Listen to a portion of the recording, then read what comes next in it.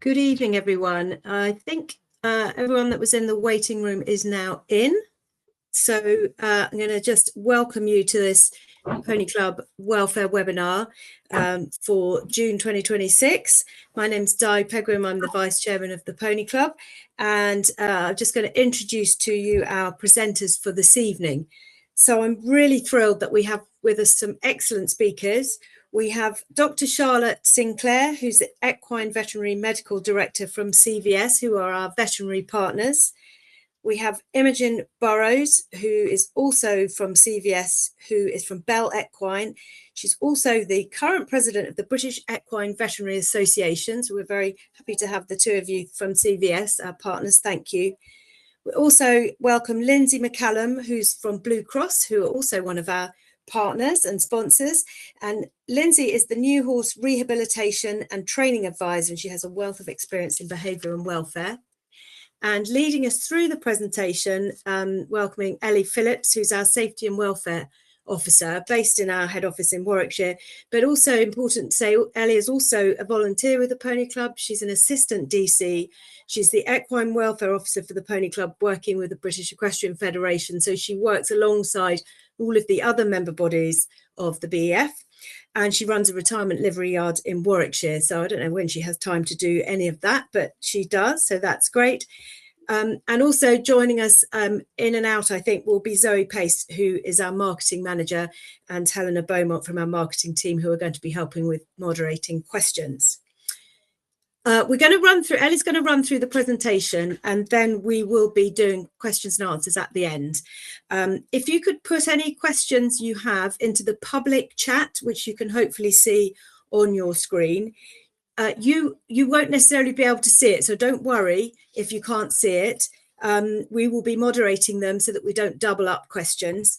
If you've got a specific question you want answered, please can you put a question mark at the end? So what is the time, question mark? Perhaps don't ask that question, but if you ask a question, put a question mark at the end, and then it will go through and it will highlight it to us as a question. Anything we can't answer this evening, if there's something we don't know, we need to go away and research and find out, we will research it, we will come back to you and let you know the answer to those questions. So please don't feel it's being ignored. If we're not sure about it, we would rather check, get the right answer and come back to you. And finally, this session is being recorded, so you will have the opportunity to watch it again afterwards. If you need to hop off at any point, you can do that and come back, and it will be recorded. Okay, so Ellie, is that everything from me that I need to say? I think so. Thank you very much, Di, for that. Thank you. So I'll leave you to it, and I'm going to hop off camera, but I hope you all have a very informative and enjoyable evening. Thank you. Hello and welcome everybody, and thank you for joining us this evening. Firstly, I want to say today isn't about rules. It's about how we support everyone to make better decisions for horses every day. Because ultimately, welfare isn't enforced by rules and policy. It's created through improving knowledge and changing our culture and behaviour. This session is about promoting good equine welfare within the Pony Club, and most importantly, what that means in practice for all of us, whether we're officials, volunteers, coaches, parents, or members. At the heart of today is a simple message. Good horse welfare should be at the heart of everything we do.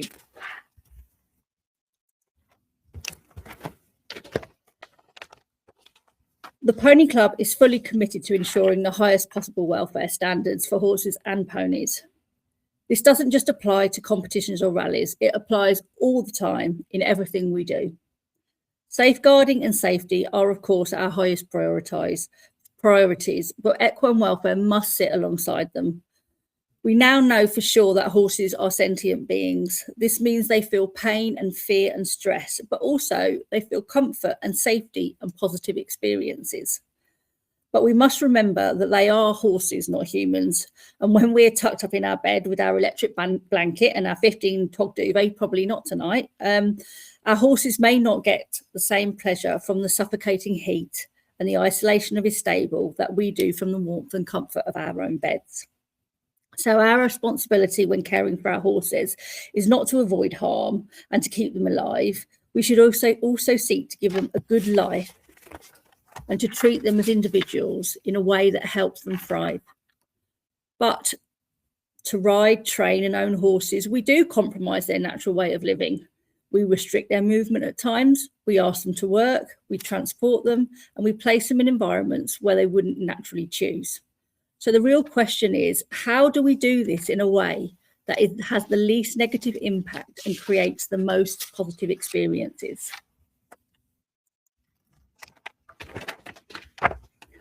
Before we move on, I'd like to touch on something that affects the future of all equestrian activity: social licence to operate. Social licence is not a rule or a law. It is the public acceptance and the trust that society gives us to work with horses. We have to recognise that not everyone agrees with riding, training or competing horses, and some people question whether we should be doing it at all. Whether we agree with those views or not, we simply can't dismiss them or argue our way out of a conversation. Instead, we must be willing to listen, learn and continually improve. Our response should not be defensiveness. Our response should be ensuring that welfare is genuinely at the heart of everything we do. This policy helps us demonstrate that we recognise horses as sentient beings, that we understand their physical and emotional needs, and that we are committed to improving their lives as our knowledge grows. Ultimately, the strongest defence of equestrian sport is not what we say about welfare, it's what people see us doing. Every interaction with a horse, every training session, every competition, every picture and video that we share online, and every decision that contributes to the public's trust in our sport and our organisation. It is vital that we do not do anything that could jeopardise our sport, and everyone needs to take responsibility for this.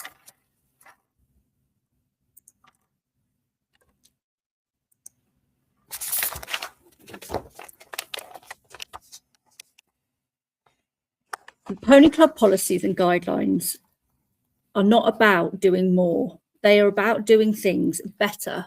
Oh, apologies. Doing things better for the horse. We are seeing an important shift in how we think about horse welfare, and this means moving away from tradition for tradition's sake, outdated language and practices, simply doing things because that's how we've always done it. And we need to move towards evidence-based care, using what we know about horses, understanding behaviour and adapting what we do to suit them, and supporting people to improve their knowledge and make better decisions, minimising impact and reducing unnecessary stress. It is our responsibility to understand horses' needs, to prepare them for challenges and support them to cope, and to make welfare-centred decisions. Change something if it's not working, increase positive experiences and encourage willing participation. Good horsemanship works with the horse, not against them. And it means learning, adapting and making thoughtful choices that support both welfare and performance. Good welfare isn't optional, it's part of our culture.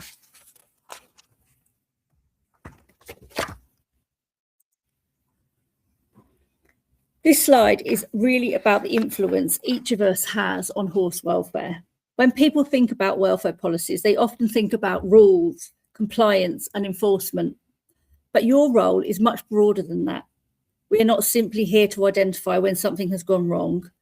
You are educators. Every conversation you have, every piece of advice you give, and every example you set up helps build understanding and improve standards of care. You are role models. People watch what you do and they listen to what you say. The attitudes and behaviours you demonstrate can encourage others to put horse welfare at the centre of their decision making. You are also early identifiers of issues. Often welfare concerns do not begin with serious problems. Small signs, changes in behaviour, signs of stress, inappropriate training approaches or management practices that are not working can be spotted and addressed before they escalate. Most importantly, you may be the person who changes the outcome for a horse. A supportive conversation, a timely intervention, or helping someone see a different approach can make a significant difference to a horse's experience and welfare. The aim is not to catch out people and criticise them. Most people want to do the right thing for their horse. Our role is to guide, support and empower them with the knowledge and confidence to make better decisions. When we approach welfare conversations with curiosity, empathy and willingness to help, we create a culture where people feel comfortable asking questions, learning and improving. Ultimately, better welfare is achieved not through enforcement alone, but through education, support and positive influence. Every one of us has the opportunity to help create better outcomes for horses.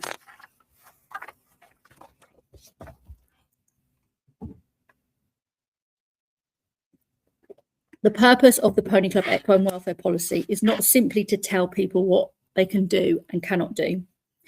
Its aim is to support everyone involved in the Pony Club to provide the best possible welfare for their horses and ponies. It sets out what is expected, the support available, and the approach Pony Club will take if welfare concerns arise. The objectives are to safeguard equine health and well-being, promote good horsemanship, provide education and guidance to members, coaches, officials and supporters. Importantly, this policy is built around support and improvement. As a training organisation, our focus is on helping people develop their knowledge and understanding so they can make better decisions about their horses. Ultimately, welfare is not the responsibility of one person or one role. It is the shared responsibility of every one of us who has a part to play in creating a positive welfare culture.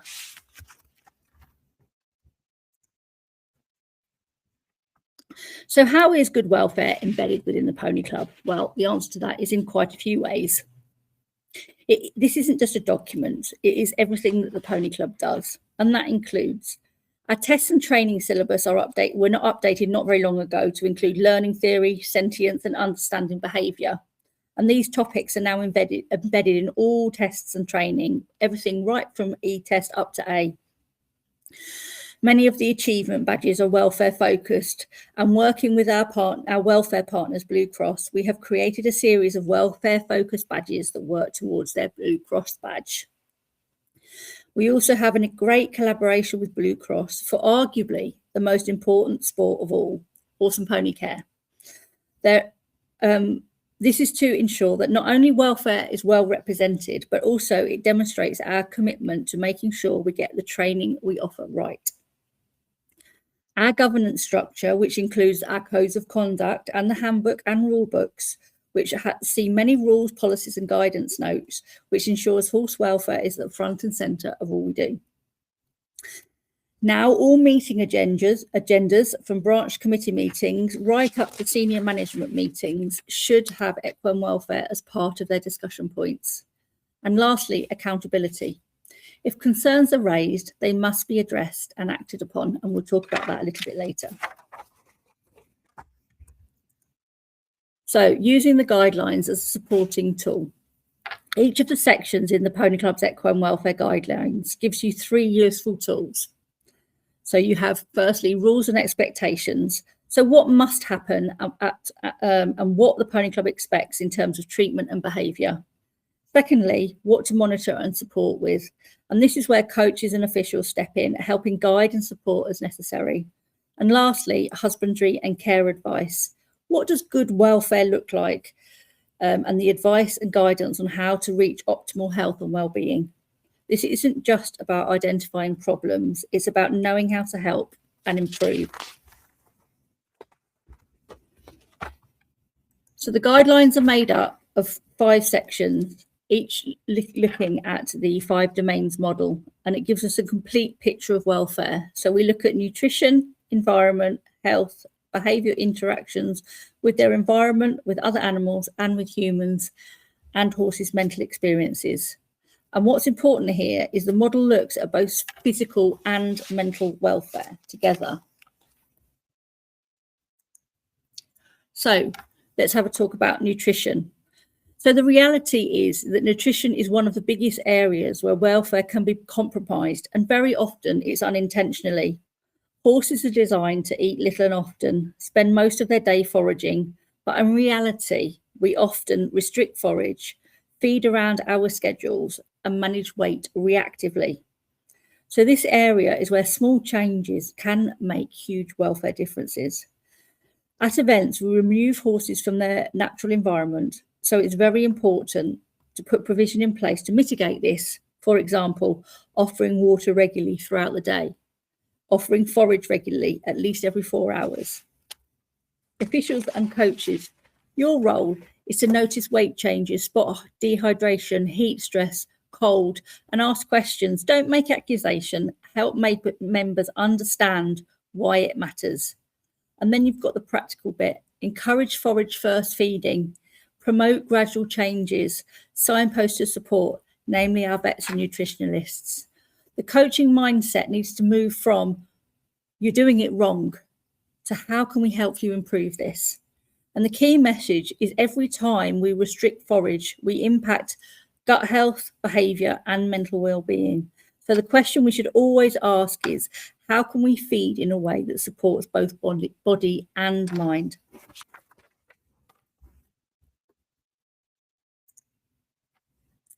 The horse's environment. We manage horses and we often control where they live, who they see, and how much they move. Horses need friends, forage, and freedom. When these are limited, we often see stress, behaviour issues, and poor outcomes.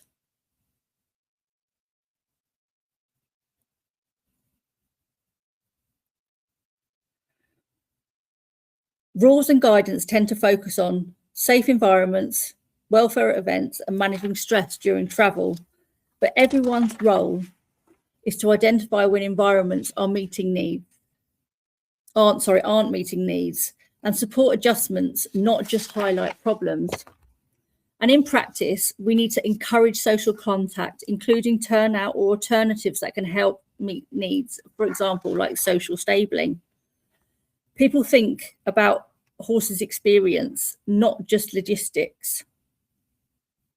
We're not always in a position to make or influence every decision that affects our horse's welfare, particularly where we keep a horse at livery or where management decisions involve multiple people. There can be practical, financial, or environmental constraints that make changes difficult to implement, and recognising these challenges helps us focus on supporting education, encouraging good practice, continuing to work together to improve outcomes for horses. And the key message is to ask the question is this environment meeting my horse's needs, or is it just for my convenience? When we look at health, we often focus only when something goes wrong. But good welfare isn't reactive, it's preventative. One of the biggest welfare risks we see is horses continuing to work when they are uncomfortable, in pain, tired, or unable to cope with what is being asked of them. Our job is not just to identify problems when they become obvious, but to recognise early signs, act before they become a bigger welfare issue. The Pony Club rules are clear. Follow vaccination and biosecurity requirements. Do not ride or train lame horses. Ensure tack and equipment fits correctly and is fit for purpose. And do not use practices that cause pain, fear, or discomfort. Coaches and officials should support by spotting subtle changes early, helping people recognise when something isn't right, giving members and parents the confidence to stop and seek advice, and supporting difficult decisions when welfare must come before plans and ambitions.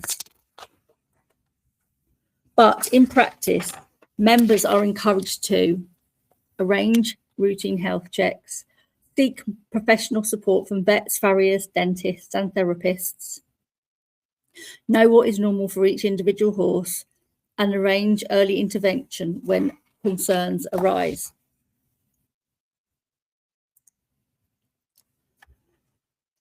Behavioural interactions with humans. It is important to recognise that behaviour is how horses communicate their experience with the world. If a horse is stressed, uncomfortable, confused, fearful, frustrated, or in pain, that experience will often be reflected in their behaviour. So instead of asking, how can we stop this behaviour? First, we should ask, what is this horse experiencing and why? Our interactions with horses have a huge impact on their welfare. Horses learn through clarity, consistency, and reputation. When our signals are clear and predictable, horses are more likely to understand what we are asking of them. They feel confident in responding. When they are inconsistent or confusing, it can lead to frustration, anxiety, and stress. One of the most valuable things that coaches and officials can do is to help people understand how horses learn, challenge outdated language such as naughty or stubborn, and encourage calm, consistent handling. And most importantly, we should support people to improve rather than make them feel judged. In practice, good welfare means training that is clear, fair, and consistent. It means avoiding methods based on fear, pain, and punishment, and giving horses time to process, learn, and gain confidence. We should always aim to build trust, understanding, and not simply obedience. We don't want horses to cope by shutting down, submitting, or simply putting up with situations they find stressful. Horses that express themselves clearly are often the easiest to help because they tell us when something isn't right. The greater challenge can be the quiet, stoic horse that appears compliant, but they may actually be really struggling inside. We can't remove every stressor from a horse's life, but we can reduce unnecessary stress, help horses learn to cope with necessary challenges, and introduce new experiences gradually and balance difficult experiences with positive ones. Ultimately, behaviour is communication. The horse is always telling us something. We just need to learn how to listen. Horses interact with their environment every minute of every day. Their environment influences not only their physical health, but also their behaviour and emotional well-being. Horses need opportunities to move, explore, forage, rest, interact socially, and make choices about how they spend their time. When these needs are restricted, we can start to see signs of stress, frustration, conflict, behaviours, and in some cases, stereotypical behaviours such as weaving or box walking. The environment shapes behaviour far more than we realise. Our role is to recognise when a horse's environment may be contributing to a welfare concern. We need to identify potential stressors and encourage practical changes that improve a horse's experience. Sometimes those changes are really simple: more turnout or exercise, changes to daily routines, greater social contact, adjustments to training or competition environments. And where possible, we should aim to give horses some degree of choice and control over their environment. For example, can they access shade when it is hot? Can they seek shelter from bad weather? Can they move away from conflict or interact with other horses when they choose? Good welfare isn't about creating the perfect environment. It's about creating an environment that allows horses to meet their own needs, reduce stress where possible, and build confidence through positive experiences.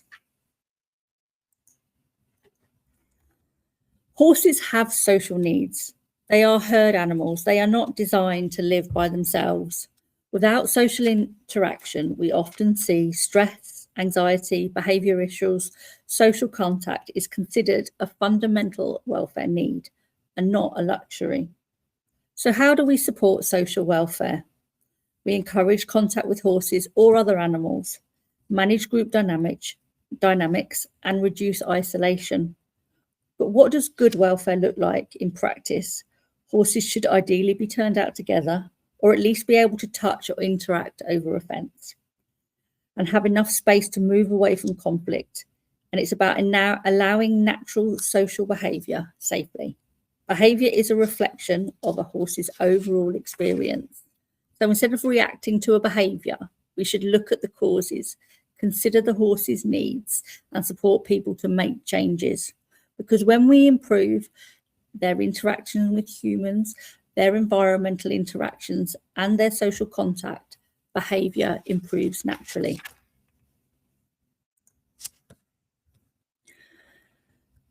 Traditionally, we've always focused on physical welfare, meeting the needs by feeding, housing, and healthcare and fitness. But those remain incredibly important. But we now understand that welfare is about how horses experience the world around them as well. A horse can be physically healthy and still experience fear, frustration, loneliness, confusion, and stress. So when we think about welfare, we need to ask, not only is the horse healthy, but also how does the life feel for this horse? The Pony Club policy and guidelines remind us that horses and ponies should be treated as individuals. Two horses may live in exactly the same environment, but experience it very differently. One may be confident and adaptable, and one may find the same situation stressful and overwhelming. And good welfare means taking the time to understand the individual in front of us and considering their experience, not our intentions. One of the biggest challenges in modern welfare thinking is recognizing that avoiding suffering alone isn't enough. We should be aiming to provide positive experiences too.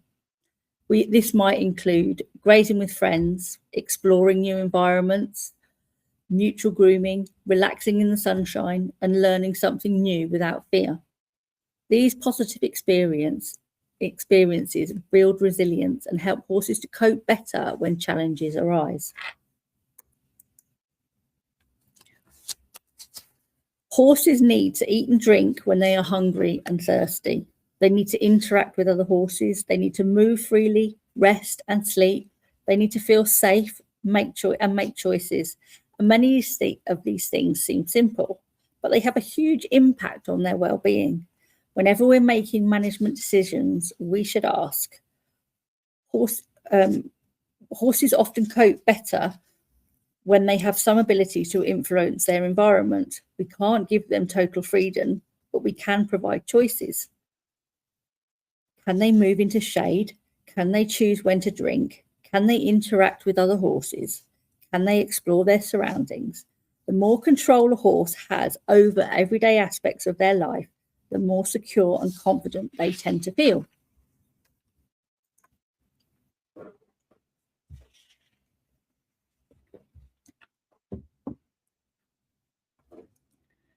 We ask horses to do things they're never naturally designed to do. We transport them, we ride and compete them, we expose them to busy environments. The key question is not, should the horse just cope? Good welfare means setting horses up for success before we ask them to perform. We know that horses communicate their emotional state through behaviour, and sometimes stress looks dramatic, but often it can be subtle. It could be tension, reluctance, changes in expression, reduced interaction, and increased vigilance. And our role is to notice these signs early. Remember the phrase from the policy, listen to the whispers so they don't need to shout.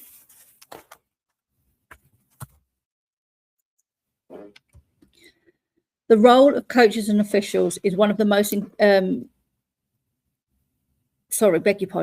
role of coaches and officials is one of the most important things that we have in terms of welfare. We ask horses to do things they've never. Oh, sorry, I do apologise.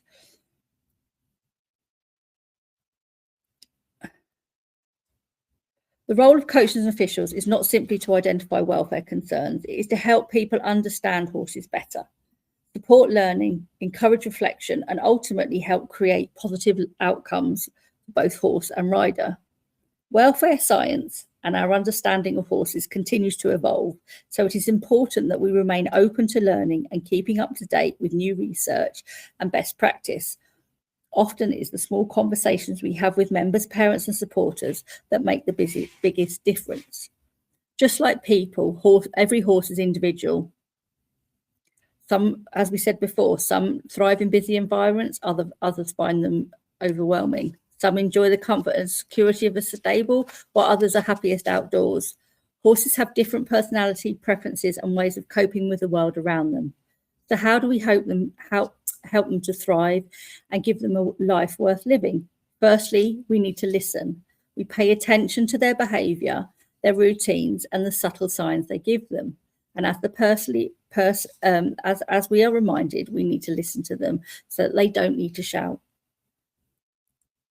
This might mean introducing new experiences gradually, allowing time to adapt, providing consistent training, making changes to their management and environment.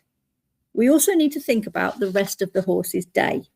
We may only spend an hour or two with them, but what's life like for them for the other 22 hours of their day? Are they alone, isolated, or are they socializing? Are they resting? Are they foraging? Are they feeling secure? Simple changes can have a significant impact by increasing positive experiences.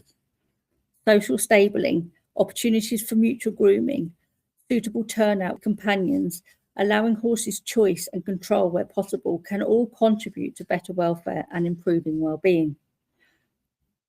And most importantly, we need to help horses cope rather than simply expect them to cope. When we see a horse struggling, we should have the confidence to step in, ask questions, start constructive conversations, and focus on finding solutions.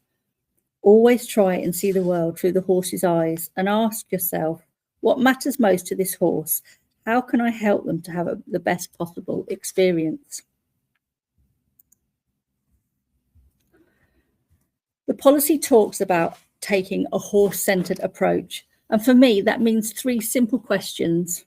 What does this horse need? What is this horse experiencing? And what could we do to improve that experience? Those questions can guide almost every welfare decision we make. And ultimately, mental experiences domain is about creating a life worth living, not simply a life free from suffering. A life that includes friends, forage and freedom, where possible, safety, confident and positive experience. When we get that right, we don't just improve welfare, we improve the horse's overall quality of life. Let's discuss some more practical aspects that help manage your horse's welfare. So what do you do if you have a concern or someone reports a concern to you? If you have a concern about welfare of a horse and pony, the most important thing to do is not ignore it. In an emergency where a horse is an immediate risk, contact the appropriate emergency services, veterinary support, or a local equine welfare charity. At pony club activities, concerns should be raised with the most appropriate person. That could be an official, a chief steward, the organiser, the district commissioner or centre proprietor. It depends on the situation. Once the official has been made aware of the concern, they can then decide how best to deal with it, and this can be done in a number of ways. For serious concerns, we have our disciplinary policy, which takes an official route, and the branch committee can agree what is appropriate and proportionate as a consequence. However, as a training organisation, our aim is to help people understand what good welfare looks like and how they can improve. And often a conversation, some helpful pointers are all that is needed, so that the first step is usually support and education. And if that doesn't resolve it, it can be escalated to a more formal route.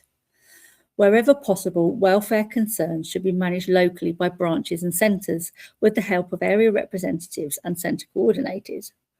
All concerns and actions taken should be properly recorded on Pelham as part of our responsibilities within British Equestrian. Relevant welfare concerns may also need to be reported through the wider equestrian governance process, which is done by head office, meaning all welfare concerns that are considered formally must be reported to head office using the equine welfare email address. Dealing with welfare concerns can feel pretty daunting, particularly if it's something you've not encountered before. Importantly, you're not expected to deal with concerns alone. Support is available from head office, also from organisations like the National Equine Welfare Council, from BHS and from World Horse Welfare. Head office are always here to support and signpost you where needed, but issues must always be dealt with by branches and centres at a local level, unless the nature of the welfare breach is very extreme or affecting a wider community. So remember the key principles: report your concerns, support people to improve, retrain where possible, and escalate as necessary. There are always so many things to think about at rallies and events. So how can we make small practical changes to help improve welfare? Here are a few examples that I have thought about, but please comment in the chat if you think of any other ideas. When you send out times and attendance instructions for rallies and training, make sure you include a welfare section. So remember to bring hay and water for your horse and offer a small forage-based feed 20 minutes before being ridden. Tack checks. Use the tack checking document that we have in the resource hub, and make sure you check tack. Use the noseband checking device that we heard about at our last conference. If you do not have one, just use your fingers if it is safe to do so. Find a local saddle fitters to come and talk to members during camp about the importance of tack fit, including the length and balance of saddle, not just the width. Use local feed company reps to come and weigh and body fat condition score at camps and rallies and training sessions. Set your expectations. For example, reiterate in camp paperwork that all horses and ponies must have forage all the time that they're there. At the beginning of each rally or training session, ask members how their pony is feeling today, as well as themselves. And at the end, ask if they think their horses enjoyed it and how they could help them enjoy it more. Please let us know in the comments if you have any small wins that you think we could all adopt. Horse welfare is often improved by not just one major change, but by lots of little small decisions that we all make throughout the day. Every official, organiser and volunteer has the opportunity to make those decisions and create a safer, more positive experience for our horses. So, what's next? So here are a few next steps that we are working hard to have in place as soon as we are able. We are in the process of formatting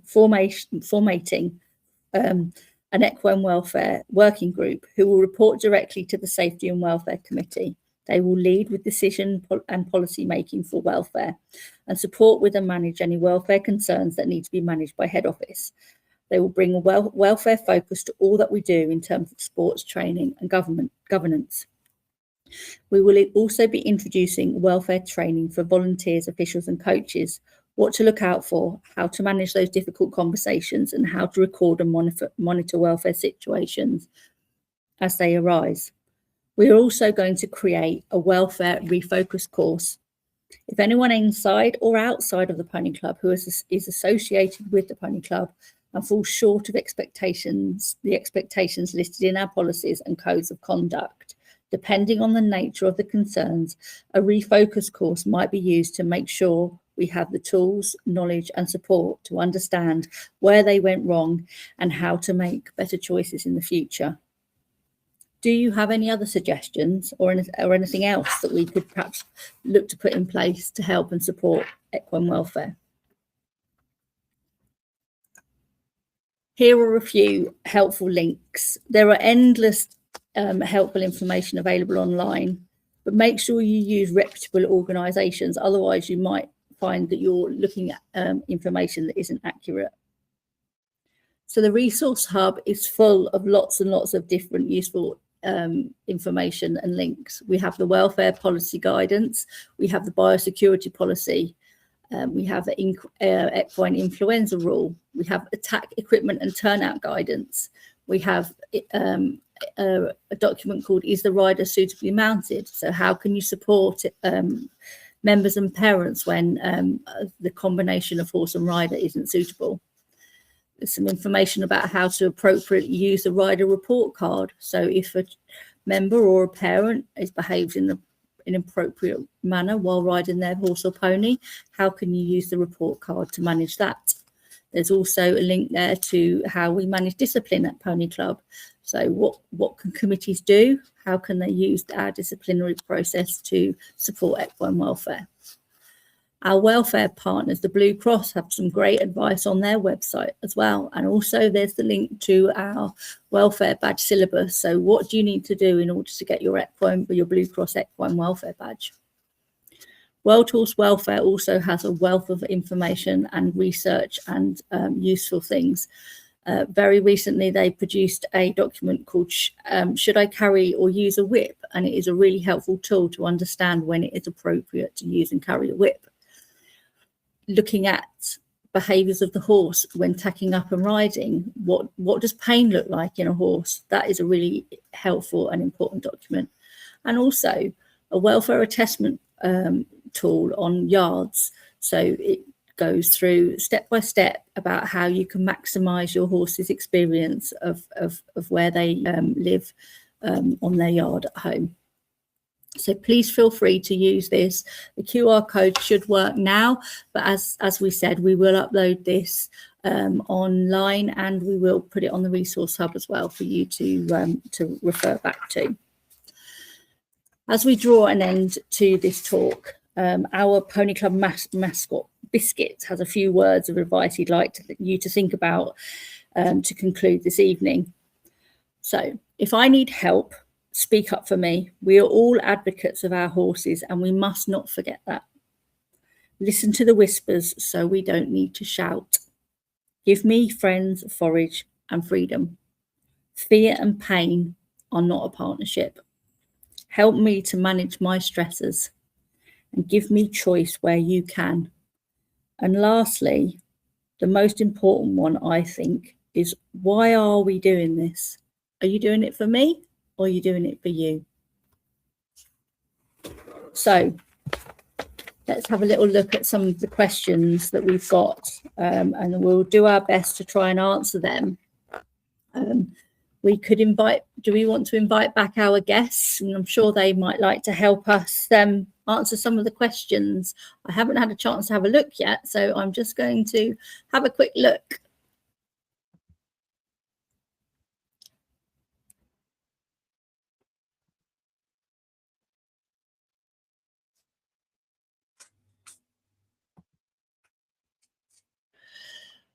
Okay, so one of the questions, please can you advise on PC rules and expectations around older ponies? So that I think we have to manage on a case-by-case basis, because some older ponies really do show their age and need to drop down to lighter work, and some really don't.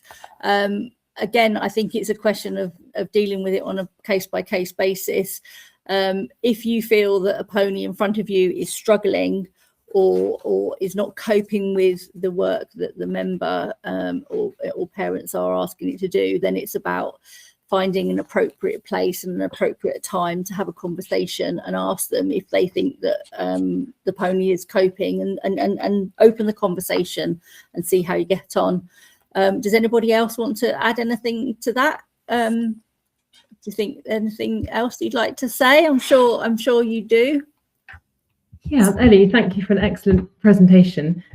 Yeah, I think with older horses, as you say, there's a huge spectrum of ability and sort of veterinary input required, and it's about taking that team approach and not having to feel like you have to make the decision yourself what the right thing to do is, but actually drawing on coaches, experience, veterinary professionals, physios, etc., to help you with your decision making and make the right decision for that individual pony according to what next steps should be.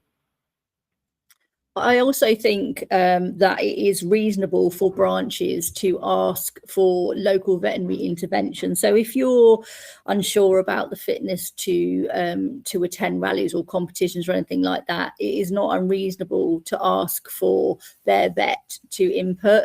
And we would always support that sort of interaction, because we aren't specialists, we're not vets, and therefore sometimes we do need somebody to give us a professional vet to give us some reassurance that the pony is fit for the job that is being asked of it, and we would support that at head office if branches wanted to involve veterinary advice on the ground.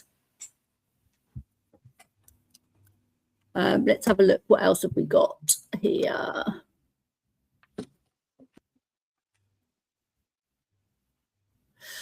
So from a welfare perspective, what is the PC's view on the use of painkillers to support older ponies at pony club activities such as camp? I think this is a very difficult one, and we do touch on it on in the welfare policy.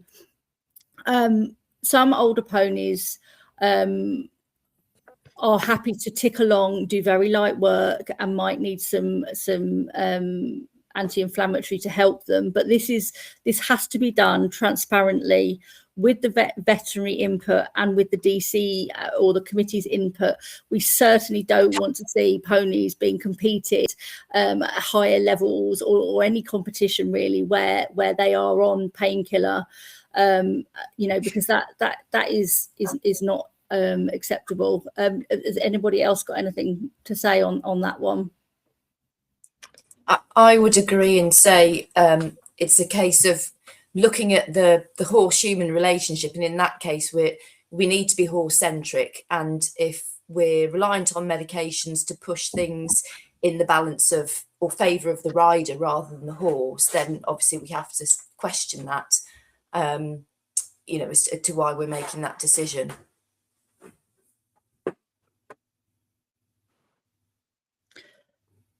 So in terms of, is there mandatory welfare training provided to coaches and officials? No, not at the moment. It's something that we're actively working on to provide practical support and training for coaches and officials. And I think the answer to that is watch this space. We will have something hopefully shortly that you can look at and work on.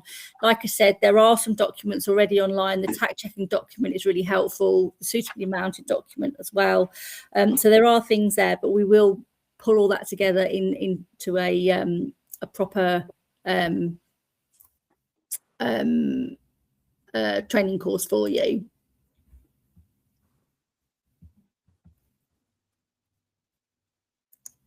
What else have we got here?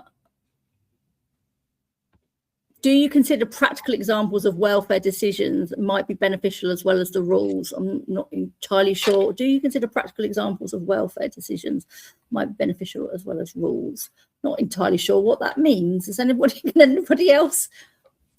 Yeah, I think, Ellie, I think Kate, I'm going to out you, Kate. I'm really sorry. Kate is also actually well known to me. She's obviously a veterinary surgeon and a very happy Pony Club contributor, but she's also president-elect of the British Equine Veterinary Association. So she steps in September into the shoes I'm wearing currently. So it's hugely useful in this sphere as well. I think we often find sort of in our area in Beaver certainly that actually giving an example of where a challenging circumstance has arisen and then actually showing the thought processes behind any actions or decisions or discussion is a really valuable way of positively impacting human behavior change, because these things are really difficult sometimes, particularly where there's often in the pony clubs, often children involved and parents involved and lots of stakeholders involved, and things can get quite challenging to deal with. So I think those practical examples, rather than just sort of saying we should do this, we need to do that. And I think your examples, having read your sort of policies and the paper that's put forward is absolutely brilliant at being really positive in its supportive structure in terms of language and tone. And I think that's really useful, but providing an actual example of where a case has arisen is a really valuable tool that we found at demonstrating. I mean, and absolutely, when we finalize the training, we will make sure that there are some sort of real world examples that we know that we've had to deal with on the ground. And again, if you have any specific examples that you would like us to cover in that training, perhaps feel free to drop us an email at Equine Welfare, and then we can have a look at trying to deal with that. And I think nobody is saying that this is an easy subject, and it's incredibly daunting to have to speak to somebody about their beloved horse, and in a lot of the time it is just ignorance, and people don't see a pony subtly and gradually deteriorating because they see them every day. And I think that's a really important message. Sometimes if you don't see your pony from 1 month to the next and you notice a considerable difference, you're going to notice it much easier than the owner that perhaps sees them every day and doesn't notice that gradual decline. And sometimes people actually really appreciate you noticing and saying that, you know, have you noticed that, you know, X, Y, and Z is happening. So again, and I think what we need to try very hard to do is stop it from being such a taboo and emotive subject, and actually all agree that we're all learning together and moving forward together. And ultimately, every single one of us wants to put equine welfare at the heart of everything we do. And we might all have slightly different ways of getting there, but we all want the end result to be the same, don't we? And it's just about supporting each other and creating that culture so that we can all end up with the end goal.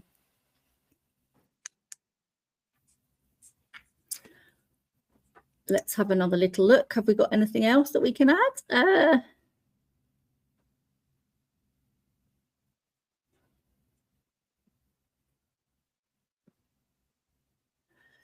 Yeah, so parents, when we do our welfare training, it will be open to everybody. We will try and get some CPD for coaches and for officials. We will ask, we will make it parent and member friendly so that we can make sure that, you know, it is appropriate for everybody. It might not all be the same training course, but we will certainly make sure that we have covered every base, because often, you know, members are sometimes easier to get to than parents. And also it's important to remember how are we going to reach those members that perhaps don't come to rallies, that perhaps don't do the tests and the training?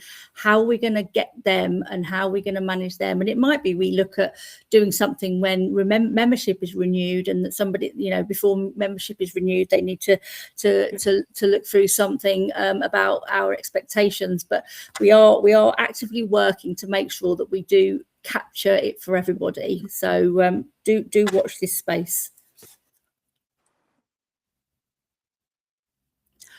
Overweight ponies, would you consider hosting weight days or similar to those run by BHS? Now, I can't speak for every branch, but every year at our Pony Club camp, we have a local feed company rep that comes in, and that we weigh all of our ponies, and we talk about their body fat score.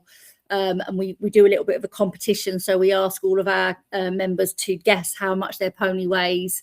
And some of them that have been doing it over the years, we have their historical weight, so we can then manage it and talk about it and look at their body condition score. And it's actually something that all the kids really look forward to now, because they can refer back to last year's weight and see how they're doing. So it is definitely a really good opportunity. And also we do ask anybody that's happy to be weighed with their tack and hat and boots. Often the coaches are more than happy to pop on the weigh bridge and have a look at how much additional weight the tack does create, you know, after the rider.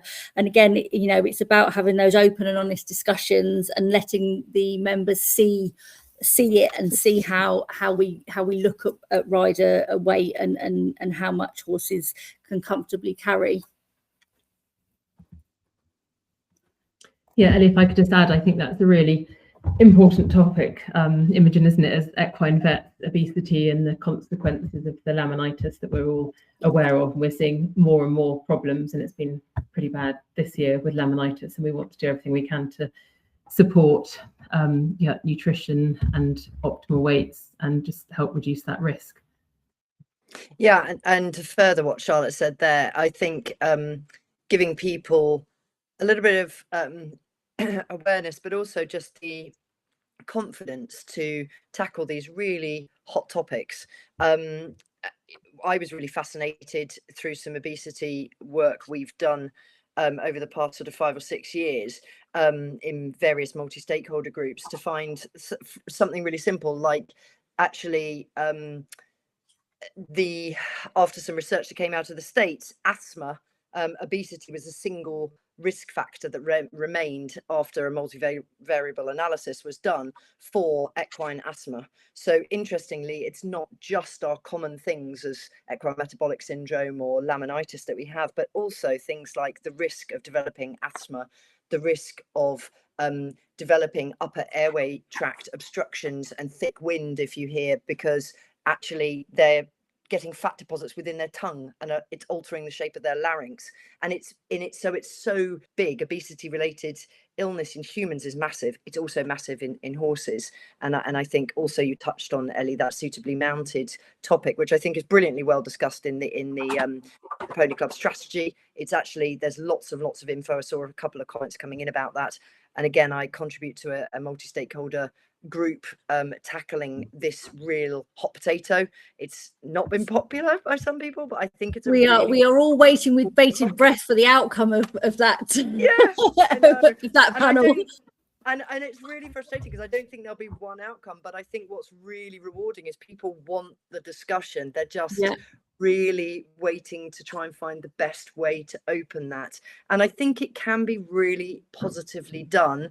And generally what I would say is, both as a vet and somebody involved in equestrian sports through various of disciplines, is when you open that conversation, quite often the rider or driver or shower or whoever, the person responsible at that point, is often sharing this concern, and they're really happy to have a discussion as long as we use really respectful language and we're really mindful how we phrase this.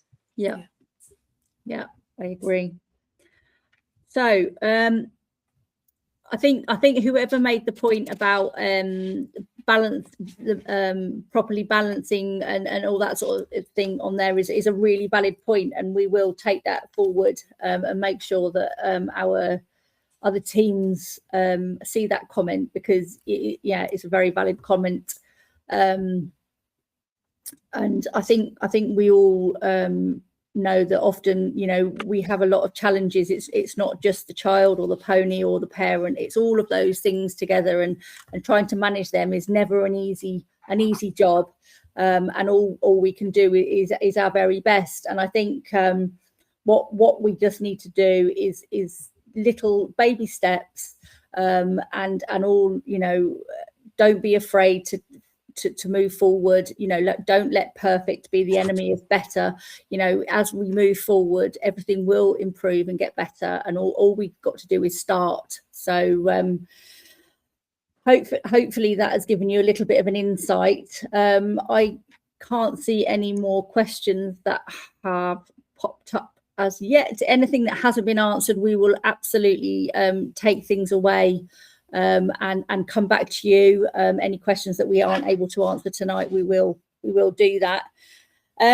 What panel? I just have a few little questions to ask you here. So, what if there was one thing that you could ask everyone here tonight to take away? What do you think? What would that be? Who would like to start? You go, Lindsay. Okay, I'll perhaps start with a realistic one, and that's to understand that perfection really isn't achievable if we're going to domesticate the horse in terms of welfare. We're always going to compromise their welfare. So it's understanding that we need to understand as much as possible and do as best as we can to optimize their welfare within the restrictions that we've got with a domesticated environment. And understanding really that what is important to a horse and their species specific needs and behaviours are very different to what we have as needs as a human. So for me, the takeaway thing really is trying to make these horse-centric decisions that push the balance in the favour of the horse rather than the rider or the handler or the carer, and that we're really thinking about making the relationship more in their favour than ours. Great point. Yes, and it is always different, and I think we do need to definitely acknowledge that we are compromising their welfare, and that we have a responsibility to them to make that the best possible experience we can. Yeah. And if we pretend that we're not compromising their welfare, then we're never going to achieve public acceptance, are we? So it's very important that we do. And I think Lindsay. Sorry, the other point that I'd say in terms of thinking about the younger members of Pony Club and the generation that are going to take this forward is my biggest thing for them to take away would be to be curious, really, not just to listen, to be curious. to understand that all behaviour has meaning and that they need to be curious and listen to what their horse is trying to communicate, whether that's emotion or their priorities or some motivation. But they can learn so much just by being curious and listening, and knowing what's normal for their individual horse. Charlotte, Imogen, have you got anything you'd like to add? Who wants to go? I'll go. No one wants to be last. Sorry, Charlotte. That was mean, wasn't it? I mean, I was thinking about this, and there's so much to take away that it can be a bit overwhelming. But the one thing for me, I think, whenever I'm sort of trying to really empower people to get as passionate about this as I am, and generally nobody's soapbox is quite as big as mine, I challenge anybody, is just please don't underestimate the power of role modeling and what you do to advocate for these animals and for a positive welfare experience and a good life for the horse, and looking through the lens of the horse. So the power of the hidden curriculum is something that's really well documented in literature over many decades now, from education, in the school education, but also in the veterinary education. And what we mean by that is, it's not about what we say, it's about how we say it and what we do.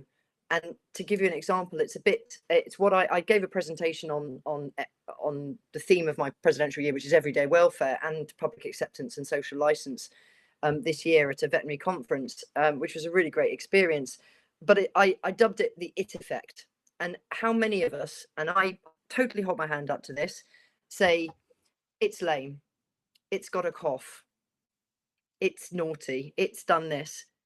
And that absolutely flies in the face of acknowledging animal sentience, because I would never come to Charlotte and say, how's your daughter? Has it got a cough? You just wouldn't do it, would you? And No. if somebody said to you, how's your mum? Is it less painful today? We would never refer to us. And the pronoun seems like a really kind of woke thing people have accused me of, but the reality is that it really matters how we phrase things. It really matters. Language really matters. So this hidden curriculum is about how we express ourselves. If we're giving a presentation or a talk, the imagery we choose to match what we're doing, and it's excellent imagery that's mostly been in here tonight, seeing horses in natural environments. But all too often you'll see a big splashy ad from some BEF member campaign, and you'll look at the horse and you'll think, are they happy? Are they though? Is that really against the campaign language that's next to it? So language matters, imagery matters, and your actions matter, and how you reflect what you say is so important. So that's the hidden curriculum, and that's the power of your role modeling. And I'm going to steal Kate Blakeman's phrase, which is, we're role modeling to the horse owners and the welfare advocates of the future. And if we get it wrong, they'll get it wrong. So that's the takeaway from me. I'm off for wine. I just to finish up. I think that for me, it's really having those open and honest conversations, and not being afraid to speak up, not being afraid to ask for advice from people that might have more experience in different areas, and really fostering that team collaborative approach to doing the best thing for your horse. Well, I've actually written this, and I don't think I could have. We haven't practiced this beforehand, have we? So I'll say what I've written in black and white, and it's very similar to what everybody said tonight. So in conclusion to this evening, I would want to thank our wonderful speakers very much. You've been absolutely great this evening, and I think what I want to say is that the welfare task is enormous, and we need to bite it off in manageable chunks. And what we need to do with immediate effect is take action when something is wrong, whether that's a lameness, a stress, or a behaviour. Don't ignore it. Talk about it. Advocate for the horse. And the second, more long-term goal is how we make those small changes. Think about your language. What are you asking members? Are you asking if their pony is okay as well as them? Are you setting a good example, and are you practicing what you preach? You would all be horrified if you went to a zoo in this day and age and watched an elephant or a lion swaying and pacing. So why is it okay that we don't address this in our equine world? Zoos change because social license made them. So let's change what we do because we want to, rather than because we're forced to. So that was my conclusion. So I'm glad to say we're all very much on the same page. So I think that probably rounds up everything this evening. And I want to say thank you very much for your time, everybody, tonight. I'm hoping that you have got some takeaways from this. And please, if you want to contact myself or anybody here tonight, please feel free. The door is always open. We're always really keen to hear from you with good ideas, with constructive feedback, with how you want to see us moving forward as an organisation. We're all part of this together, and so let's move it all forward in the right direction. And that's where we'll draw a close tonight. Thank you very much, everybody. We'll see you all again soon. Thank you, Ellie. Thank you, Ellie. Thank you, Ellie. And thank you, everyone, for joining this evening.